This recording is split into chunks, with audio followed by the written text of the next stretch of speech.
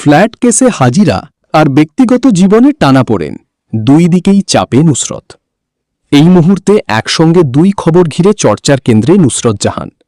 একদিকে ফ্ল্যাট দুর্নীতি মামলায় ইডির তলব, অন্যদিকে ব্যক্তিগত জীবনে বিচ্ছেদের গুঞ্জন। ভোটের আবহে কড়া নিরাপত্তার মধ্যেই সল্টলেকের সিজিও কমপ্লেক্সে হাজিরা দিতে দেখা গেল তাকে। সকাল সকাল বাড়ি থেকে বেরিয়ে সরাসরি ইডি অফিসে পৌঁছন নুসরত। সঙ্গে ছিলেন তার স্বামী যশ দাশগুপ্ত।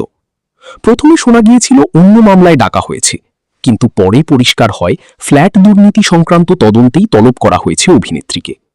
তদন্তকারীরা নাকি আগেই কিছু গুরুত্বপূর্ণ তথ্য পেয়েছেন, তার ভিত্তিতেই এই জিজ্ঞাসাবাদ। কিন্তু এখানেই শেষ নয়। এই ঘটনার মাঝেই শোনা যাচ্ছে নুসরত যশের সম্পর্কেও নাকি টানাপোড়েন চলছে, এমনকি বিচ্ছেদের সম্ভাবনার কথাও ঘুরছে টলিপাড়ায়। যদিও এই বিষয়ে এখনও কেউই প্রকাশ্যে কিছু বলেননি। একদিকে আইনি জটিলতা, অন্যদিকে ব্যক্তিগত জীবনের অনিশ্চয়তা, সব মিলিয়ে কঠিন সময়ের মধ্যে দিয়ে যাচ্ছেন নুসরত। এখন প্রশ্ন একটাই, এই পরিস্থিতি কি শুধুই গুঞ্জনেই সীমাবদ্ধ থাকবে, নাকি সামনে আসবে আরও বড় কোনো সত্য?